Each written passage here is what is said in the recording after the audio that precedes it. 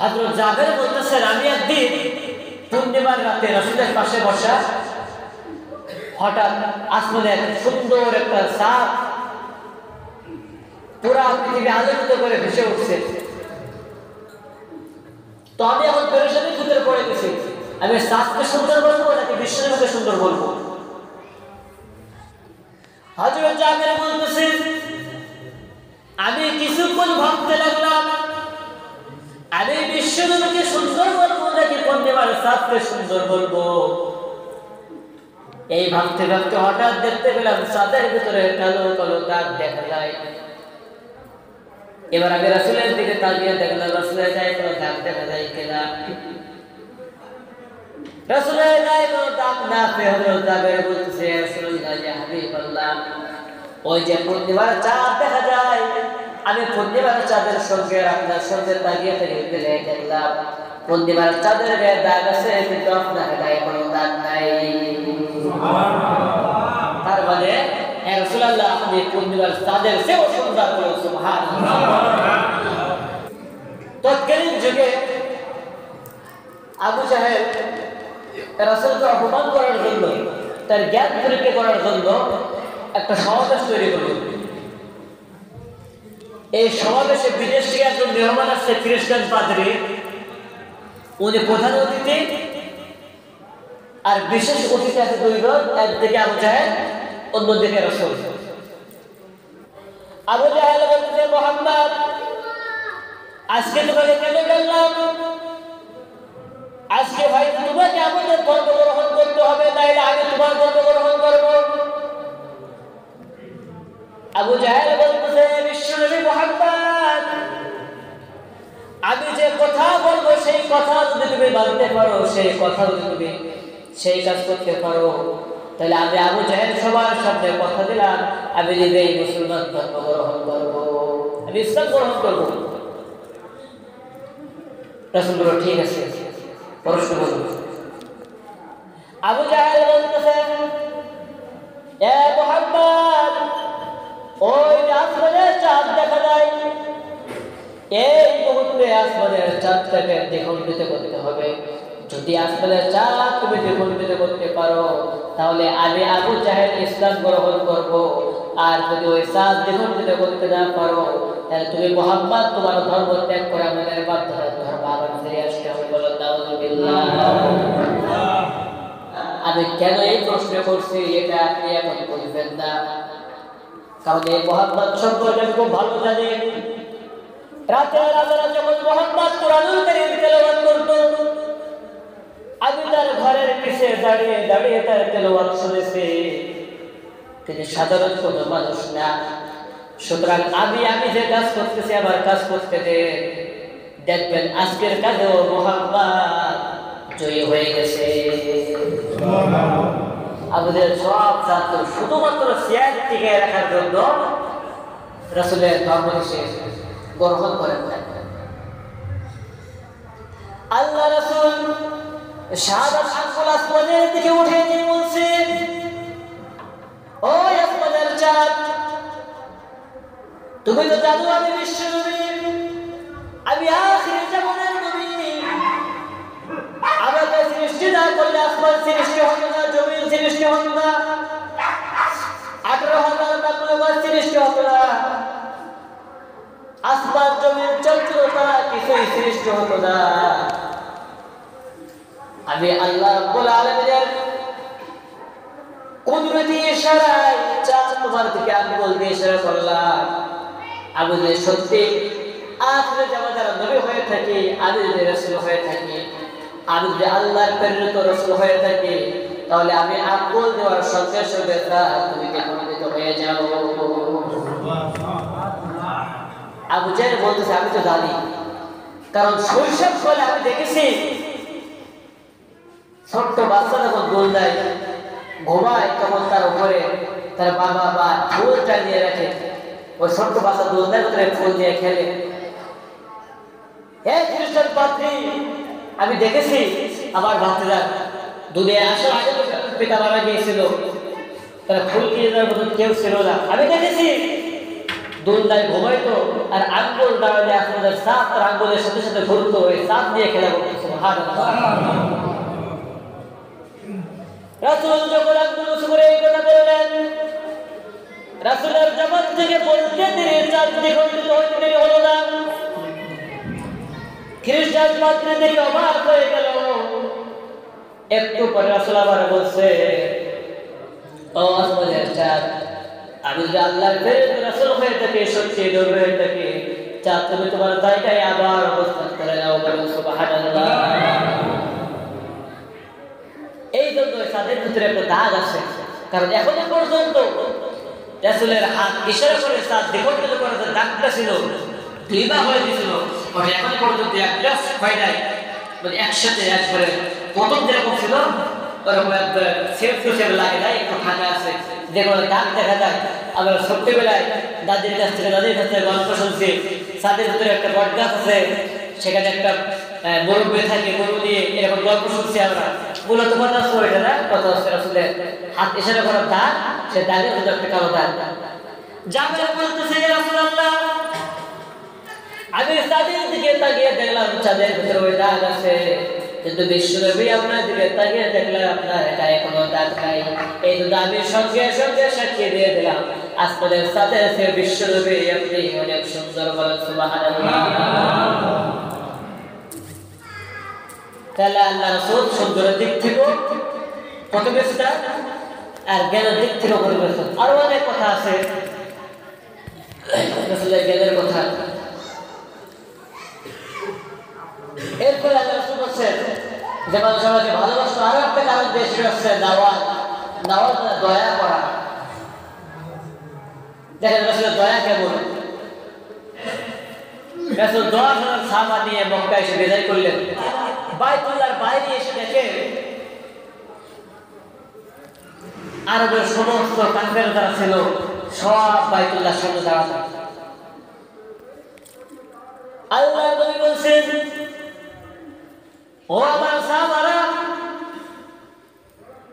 আমি আমার সামনে দেখতে পাইতেছি যে মানুষগুলো আমাকে তায়েফের ময়দানে রক্তাক্ত করেছিল, যে মানুষগুলো আমাকে দান মোবারক শহীদ করেছিল, আমি এখন আমার সামনে তাদেরকে দেখতে পাইতেছি। আমি যখন নামাজ পড়তেছিলাম, পচা উঠে দাঁড়িয়ে পড়ে আমার পিঠের উপরে ফেলাইছিল, যে মানুষগুলো ফেলাইছিল আমি তাদেরকে আমার সামনে দেখতে পাইতেছি। ও আমার সাহাবারা, কাবা ঘরের ভিতরে প্রবেশ করার জন্য চাবি চাইতাম, তারা আমাকে চাবি দিত না, পাগল বলে তাড়িয়ে বাইরে করে দিত। কারা দিয়েছিল আমি তাদেরকে দেখতে পাইতেছি আমার সামনে। ও আমার সাহাবারা, আমি যখন নামাজ পড়ার জন্য যে রাস্তা দিয়ে মসজিদে নববীতে যাইতেছিলাম, ওই পথে কে গল্প করছিল আমার ফেলার জন্য, আমি তাকে আমার সামনে দেখতে পাইতেছি। ও আমার সাহাবারা, আমি দেখতে পাইতেছি যে মানুষগুলো আমার গায়ে পাথর মারছিল, আমার শরীর থেকে রক্ত ঝরছিল, এই রক্ত ঝরতে ঝরতে আমার জুতার সঙ্গে পায়ের সঙ্গে লেগে গিয়েছিল। কার আমারে পাথর মারছিল, আমি রাসূলকে আমার সামনে তাদেরকেও দেখতে পাইতেছি। ও আমার সাহাবারা, আজকে আমি প্রতিশোধ নেব নাকি তাদেরকে ক্ষমা করে দেব? দেখেন হযরত ওমর বলতেছে, ইয়া রাসূলুল্লাহ, ইয়া হাবিবাল্লাহ, আপনি শুধু একবার আমাকে অনুমতি দেন, আর কারো দরকার নেই। আমি ওমর, আমাকে অনুমতি দিন। আজকে মক্কায় রক্তের বন্যা বয়ে যাবে। আজকে বাইতুল্লাহর সামনে কাফেরের গোষ্ঠীর ওদের গোশত আমি শেষ কোন দিয়ে খাওয়াবো? আল্লাহ রাসূল বলছেন, না ওমর, আজ আমাদের প্রতিশোধ নেওয়ার দিন না। আজ যদি প্রতিশোধ নিয়ে নেই, তাদের প্রতিশোধ নিয়ে নেই, তাদেরকে হত্যা করি, তাহলে আমি মানবতার মুক্তির জন্য, মানবতার রাহবার হিসেবে দুনিয়ার বুকে আসছি, আমি কার সামনে দিয়ে বলবো লা ইলাহা ইল্লাল্লাহু মুহাম্মাদুর রাসূলুল্লাহ? কার সামনে বলবো এই কথা? ওমর, আমি এই মুহূর্তে আমার সামনে যতগুলো মানুষ আসছে, যারা আমার সঙ্গে বেয়াদবি করছে, আমার সঙ্গে অপরাধ করছে, আমি এই মুহূর্তে সকলকে ক্ষমা করে দিলাম, বলুন সুবহানাল্লাহ। সকলকে ক্ষমা করে দিয়ে দিলাম। উসমান ইবনে তালহার দিকে তাকিয়ে বলছেন, ও উসমান ইবনে তালহা, আজ আমরা বাইতুল্লাহ দখল করে নিয়েছি, আজ আমরা বাইতুল্লাহ দখল করেছি, বাইতুল্লাহর ভিতরে যাইতে চাই। কাবা ঘরের দরজার চাবি কি আজকে আমাকে একটু দেওয়া যায় কিনা? দেখেন, মক্কা বিজয় করছেন, এখন মক্কার মধ্যে রাসূল যে কথা বলবে সেটাই হবে। রাসূল চাবি চাইতেছে, ওসমান ইবনে তালহা চাবিটা আপনাকে দেওয়া যায় একটু আমাদের বাইতুল্লাহর ভিতরে প্রবেশ করি।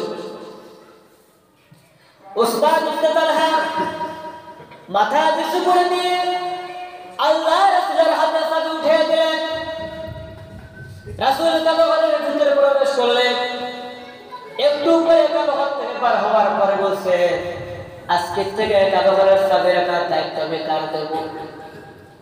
রাসূলের সাথে আব্বাস বলছেন, ও মুহাম্মদ, আজকে থেকে কাবা ঘরের চাবি রাখার দায়িত্ব আমার। রাসূলের জামাই আলী বলছে, ইয়া রাসূলুল্লাহ, ইয়া হাবিবাল্লাহ, আজকে থেকে কাবা ঘরের চাবি রাখার দায়িত্ব আপনি আমার দিয়ে দিন। আল্লাহ রাসূল বলতেছেন, আমার চাচা আব্বাস সহ আমার জামাই আলী যখন এই কথা বলল, আমি উসমান ইবনে তালহার দিকে তাকিয়ে দেখলাম, উসমান ইবনে তালহার মুখটা মলিন হয়ে গেছে, মুখটা কালো হয়ে গেছে। আমি আস্তে করে চাবি দিয়ে উসমান ইবনে তালহার হাতে ধরে দিলাম, বললাম, উসমান ইবনে তালহা, আজকে থেকে আমি মুহাম্মদ কাবা ঘরের চাবি রাখার জন্য দায়িত্ব তোমার দিয়ে দিলাম, বলুন সুবহানাল্লাহ। দায়িত্ব যার ছিল তাকে দিয়ে দিয়েছেন, কত দয়া আছে। এই রাসূলের আমাদের সমাজের কিছু কুসংস্কৃত মানুষ রাসূলের দিয়ে বিভিন্ন নিন্দা, বিভিন্ন গালিগালাজ করে। ইতিহাস আপনারা জানেন, 1962 সালে ভারতের বুকে একজন একটা বই লিখছিল, বইটার নাম ছিল রঙ্গিলা রসুল। বলে নাউজুবিল্লাহ। বইটার নাম দিয়েছে রঙ্গিলা রসুল, একটা গালি দিছে রসুলের। এখন তৎকালীন যুগে এই ভারতের প্রধানমন্ত্রী ছিল যিনি, রসুলের রঙ্গিলা রসুল নামে বইটি লেখার কারণে তাকে পুরস্কৃত করার জন্য একটা দিন ধার্য করল, 17ই মার্চ, 1962 সালে 17ই মার্চ। তো সেই সময় একটা মহিলার স্বামী মারা গিয়েছিল, দুইটা ছেলে ছিল, একটা ছেলে নাম ছিল আহমদ আর একটা ছেলের নাম ছিল মোহাম্মদ। এই দুইটা ছেলে দুইটা দোকানে থাকতো, মিষ্টির দোকানে আর সন্ধ্যা একটা দোকানে, দুই ভাই কাজ করতো। তো হঠাৎ ওদের কানের ভিতরে আওয়াজ ভেসে আসছে যে রসুলের নামে রঙ্গিলা রসুল বলে বই লেখছে, গালি দিচ্ছে, এই কারণে ওদেরকে পুরস্কৃত করা হবে আগামীকাল সকালবেলা। আহমদ আর মুহাম্মদ দুই ভাই দৌড়াইয়া মায়ের কাছে নিয়ে বলছে, আমার জনম দুঃখিনী মা,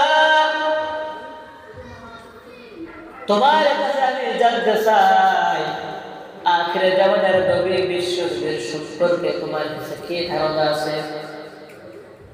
মা বলছে, আমার সন্তান, এতদিন পর্যন্ত আমার কাছে জিজ্ঞেস করলি না। আজকে একজনের বয়স 19 বছর, একজনের বয়স 17 বছর। এই 17 বছর 19 বছর পর্যন্ত পার করে এখন কেন আমার কাছে প্রশ্ন করছো? আহমদ আর মুহাম্মদ বলছে, মা, ভারতের বুকে একজন কোরআনদার ব্যক্তি রাসূলের একটা বই লিখছে, রঙ্গিলা রসুল নামে একটা বই লিখে রাসূলকে গালি দিয়েছে। এই বইয়ের ভিতরে রাসূলকে দোষী বলেছে, রাসূলকে ধর্ষণকারী বলেছে, রাসূলকে নারী বিভাষিত বলেছে, এরকম ধরনের বিভিন্ন কটু কথা বলেছে। মা জানতে চাই, আমার রাসূল কি আসলে রঙ্গিলা রসুল ছিল? আমার রাসূল কি আসলে রঙ্গিলা রসুল ছিল? মা তখন ঠাস করে একটা থাপ্পড় মারছে ছেলের মুখে। তুই কি বলিস? আহমদ বলছে, না, এই কথা আমার কথা না, সেই কোরআন দ্বারা এই কথা বলছে, বইয়ের ভিতরে এই কথা লিখছে। এখন আবার করবো কি? মা বলছে ভারতের প্রধানমন্ত্রী আগামীকাল সকাল 10টায় ওকে পুরস্কৃত করবে, ও হলো দেশের মন্ত্রী। আর আমি তো 2 ভাইয়ের মন্ত্রী। এই আমার আহমদ আর মোহাম্মদ, তোরা 2 ভাই যদি আমার বৈধ সন্তান হয়ে থাকিস, আমি যদি আমার বুকের দুধ খাবে, বুকের মানুষ করে থাকি, আমি তোরা দুনিয়ার বুকে আসার পর তোর বাবা মারা গিয়েছিল, আমি আবার নিজের দৌড়ের দিকে দাঁড়িয়ে তোদের লালিত পালিত করেছি, এই দিকে তাকিয়ে লক্ষ্য করে থাকিস। আমি তোদেরকে অর্ডার দিয়ে দিলাম, আগে বিকেল সকাল 10টায় আসার আগে ওই গোলামদেরকে তোরা 2 ভাই নিয়ে হত্যা করবি। বলেন সুবহানাল্লাহ। এখন এই যে 2 ভাই আহমদ আর মোহাম্মদ, এদের শহর থেকে তৎকালীন যুগে ভারতের প্রধানমন্ত্রীর পুরস্কৃত করবে যে জায়গায়, ওখানে যাইতে গেলে যদি গাড়িতে যায় বাসে যায় 5 দিন সময় লাগবে, আর ট্রেনে যদি যায় 3 দিন সময় লাগবে। এখন সময় আছে মাত্র 1টা দিন। আজকে সিদ্ধান্ত নিয়েছে আগামীকাল সকাল 10টায় পুরস্কৃত করবে।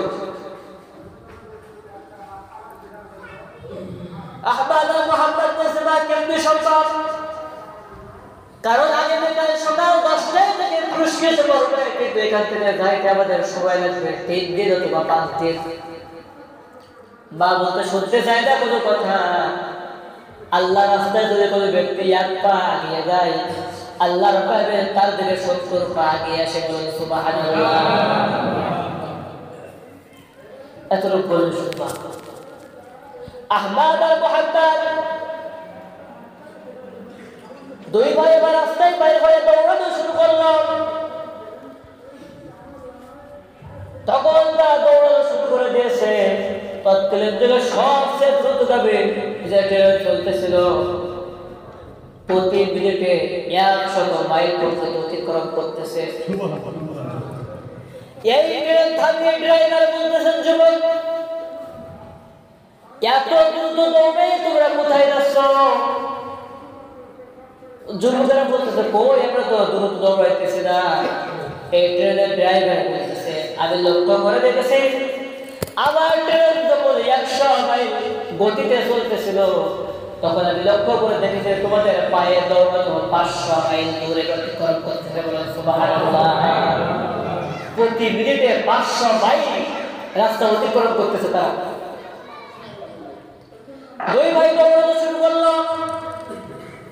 দৌড়াইতে দৌড়াইতে ঠিক জায়গা মতো গিয়েছিল।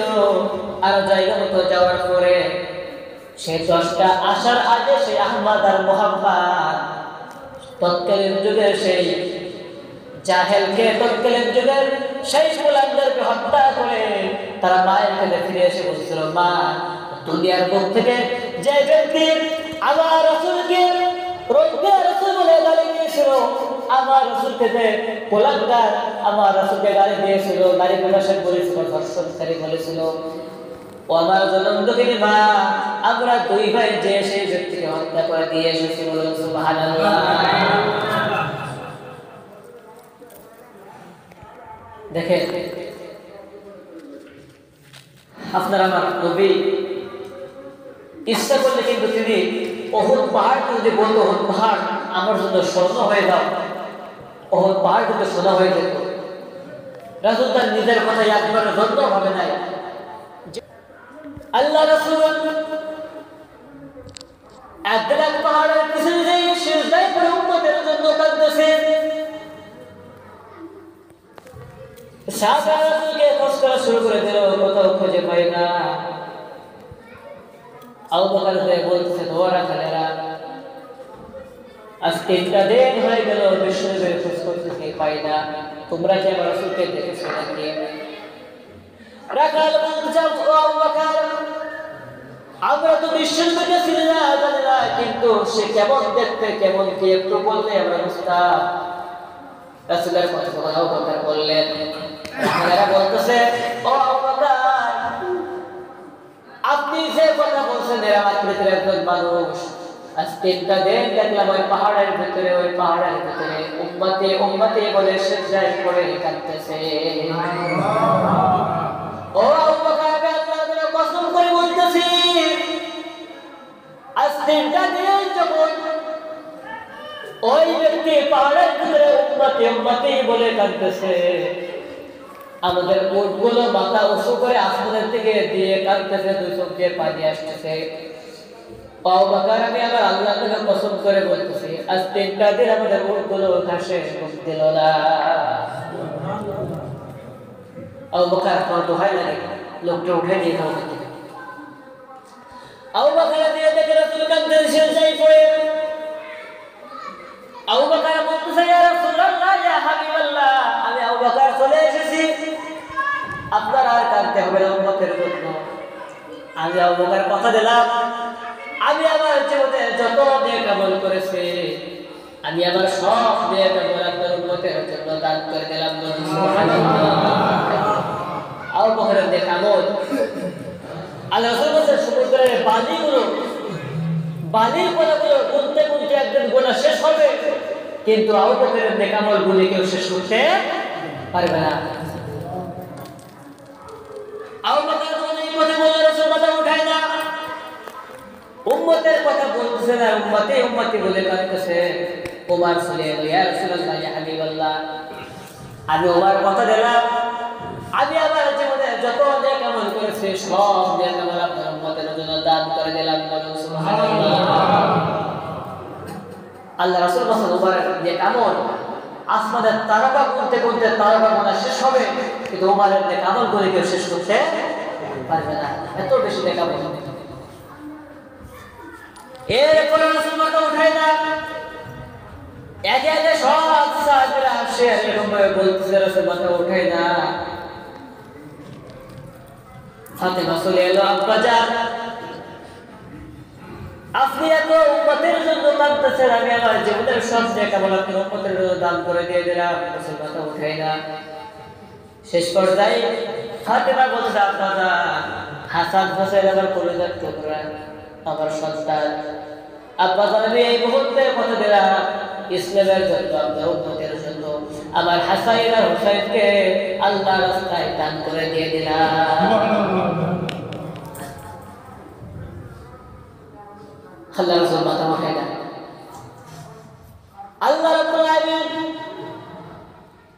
লক্ষ্য করে দেখি আর সেই ভিতরে ফেরেশতাগুলো কাঁদতেছে, আল্লাহর নূরগুলো কাঁদতেছে।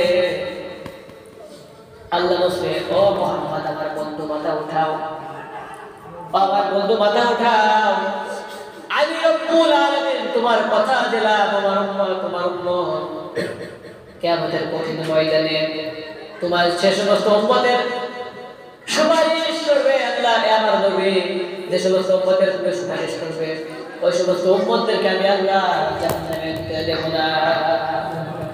তোর উম্মতের জন্য তোমাকে ক্ষমতা দিয়ে দেবো, পাওয়ার দিয়ে দেবো, তুমি উম্মতদেরকে বেছে নিয়ে জান্নাতে নিয়ে যাবে। আয়েশা বলছিল, ইয়া রাসূলুল্লাহ, কিয়ামতের কঠিন ফাতিমা বলছে, আব্বাজান, দুনিয়ার মধ্যে আমি সবসময় তোমার পাশাপাশি থাকতাম,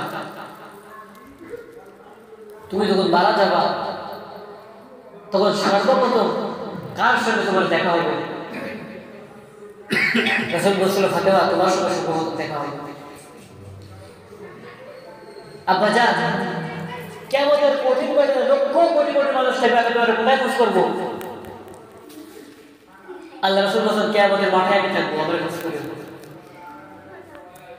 ফাতিমা বলছে, আব্বাজান, হাসরের ময়দানে না পাই কোথায় খোঁজ করবো?